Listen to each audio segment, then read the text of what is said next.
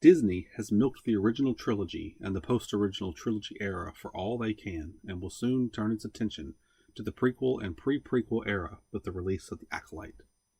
While the major plot points of the show have yet to be seen, I can already imagine it will be a smashing success. Such a success that Disney executives gave it one look and said, "Nope, I don't want any more of this." That's not to say that a story set in this High Republic era can't be successful. I absolutely believe it can, but not with these writers. Once again, Disney is faced with a problem they cannot solve. When you hire someone to check a box instead of for their talent, wasted opportunity follows wasted opportunity. So, that got me thinking, how would I do a show in the High Republic era? Here's my basic treatment. For one, I would set the show further in the past, 30 years after the Ruusan Reformation. 1,000 years before the prequels, the galaxy was embroiled in the Sith Wars, a galaxy-spanning war between the Army of Light, led by Lord Hoth, and the Brotherhood of Darkness, led by Lord Khan. The wars had gone on so long and been so devastating that the Republic had collapsed, losing contact with large portions of the outer galaxy and effectively being run by the Jedi as an extension of the Order. It is in this war that Darth Bane rises. Bane started out as a loyal member of the Sith Order, but quickly became disillusioned with the Brotherhood of Darkness. With the help of the teachings of Darth Revan, Bane realized that the Sith, in its current form, would never be able to defeat the Jedi. The dark side, Bane reasoned, was not meant to be shared by hundreds of Sith Lords, creating a situation where many weaker Lords would combine their strength to defeat a stronger Lord, thereby weakening the Order as a whole. Sith, according to Bane, should consist of only two, one to embody the power of the dark side, and one to crave it. Bane discovers the ancient thought bomb technique and shares it with Khan. In the sixth and final climactic battle of Ruusan, Khan lures Lord Hoth and a large number of Jedi into the caves of Ruusan and unleashes the technique. The resulting power wipes out all the Sith and all the Jedi there and ends the Sith War. The devastation to the Jedi is obvious, but the Sith have been defeated. In the months that followed, the Jedi decided to reform the Republic. They set aside their war titles, armor, and battle fleets, and placed themselves under the authority of the Republic. This chafed some of the Jedi who felt the Order should maintain its independence, but the destruction of the Sith makes this sacrifice worth it.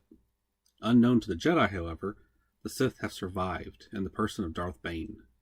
Shortly after the Battle of Ruusan ended, Bane encountered a young girl with Force potential and a devastating hidden rage. He took the girl, named Zannah, as his apprentice. Over the next 20 years, Bane taught her the ways of the dark side, cultivating her powers and skills. Finally, when the time was right, Zannah confronted Bane. In a grueling duel, the apprentice overcame the master. Darth Zannah was now Dark Lord of the Sith, and took a young Iktachi female as her apprentice, dubbing her Darth Cognis. Much of this backstory could be told through a text scrawl or a voiceover with accompanying imagery.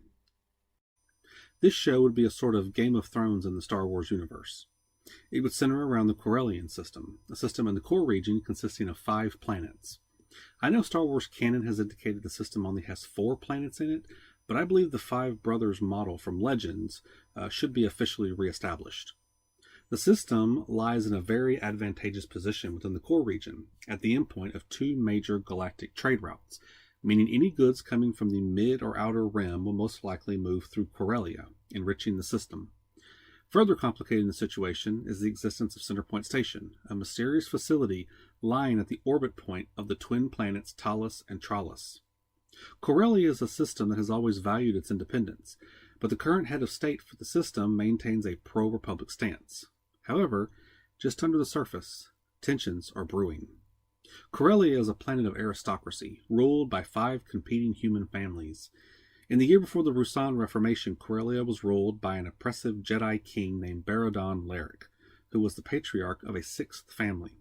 When Baradon died at Ruusan, the other 5 families attacked his, killing those they could and exiling those they couldn't. The remainder of House Laric retreated to Loranar, where they plot their return to power. The current head of state is the head of the most powerful of the families, House Maydeen, which also runs the planet and spearheaded the overthrow of House Baradon. He faces opposition from the more subversive members of his house, as well as the other 4 houses, House Tierson, House Bella Bliss, House Phaetuni, and House Middenil, each of which would love nothing more than to run Corellia and the Corellian system.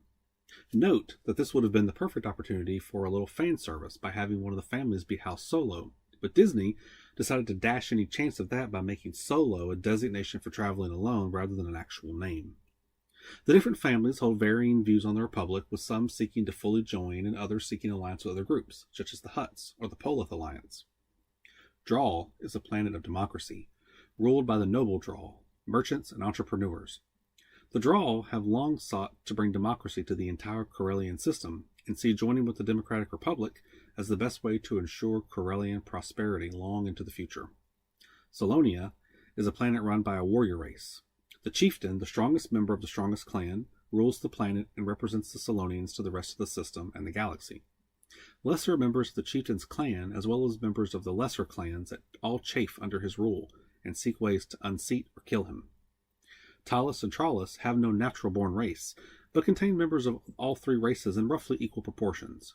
In addition to control of the different home planets and the system as a whole, control of the twins is vital as well, due to their proximity to Centerpoint. Centerpoint Station is a mysterious installation that predates all known record. There is strong evidence that the Corellian system as it currently is was created by an ancient race known only as the Celestials, using Centerpoint Station to drag the other three planets across the galaxy to make up the system. All three races have been studying the station for decades and have begun preliminary testing, which has caught the attention of the Republic. Suddenly, the head of state, Carth Maydeen, dies. It is at this point that our story begins. The show opens as two Jedi Masters, Barrick Shan, a descendant of Revan and Bastila Shan, and Neela Sunrider, a descendant of Nomi Sunrider, are called into a meeting with the Jedi Council. They are informed of the latest development out of Corellia. Carth Maydeen has died under mysterious circumstances, creating a power vacuum in the system. The Supreme Chancellor has requested covertly that the Jedi send two Masters to the system to investigate the situation and see what they can do to possibly steer the system toward Republic membership. Barrick, a man in his 50s who was old enough to have fought in the Sith Wars and remember when the Jedi had their autonomy, resents being sent on errands by the Chancellor. He had been one of the staunchest opponents to the disarmament of the Jedi during the Ruusan reformations, and still holds a grudge against the Jedi who followed Valentine Farfalla's leadership. Neela is much younger, in her 30s, and has no real recollection of the pre-Reformation Jedi Order. The two agree to go to Corellia and take their apprentices, a young man named Colder Ross and a young woman named Eris Lamar, with them.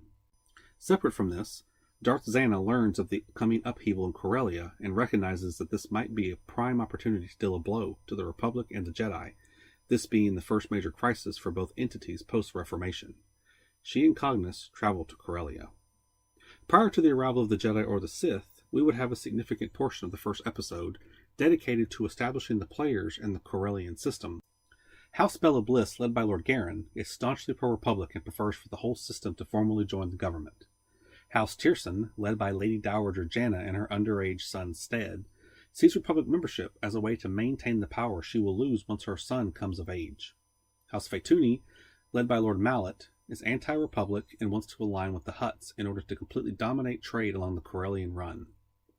House Middenil, led by Lord Zekka, seeks coalition with the Polith Alliance, home to Bacta-producing Thyfera, in order to control the dispersion of Bacta across the galaxy. House Maydeen, now led by Lord Aiken, still looks to Coruscant for alliance, but there is unease with the house due to the death of Carth.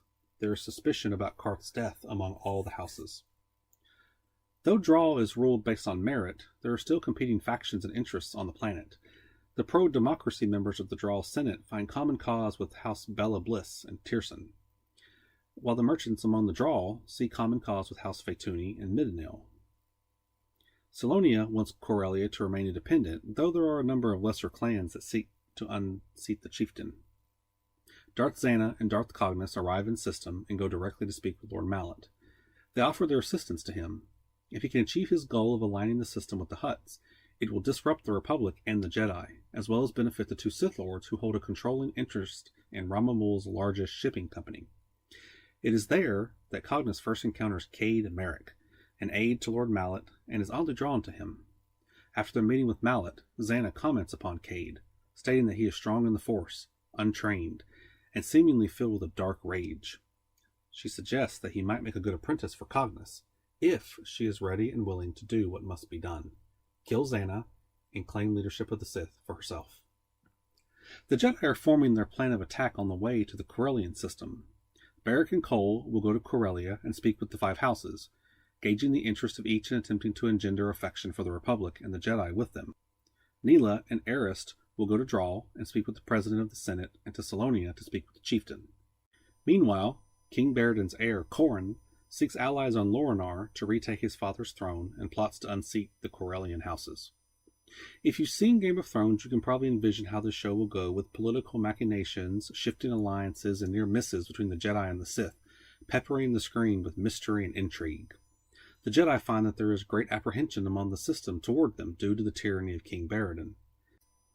In addition to the overarching plot concerning the control and status of the Corellian system, the show would also feature a budding, forbidden romance between the two apprentices.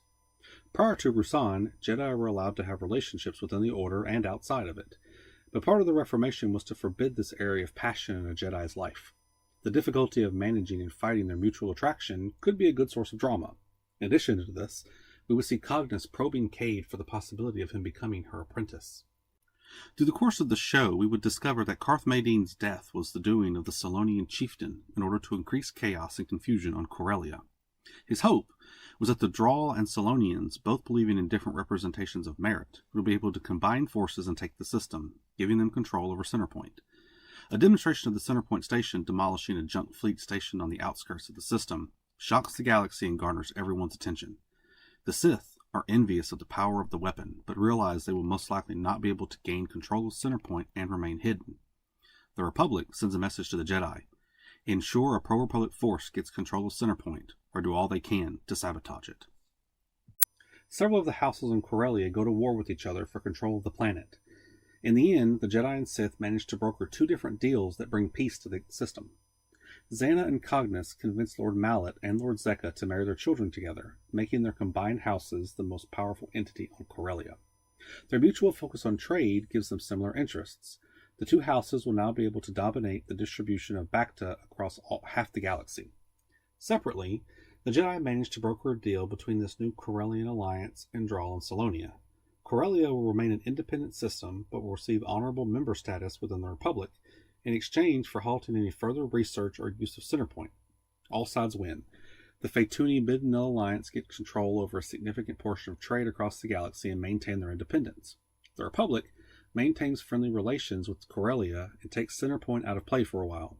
The Jedi have managed to complete its first challenge, and the Sith have kept Corellia out of the Republic and enriched themselves through trade.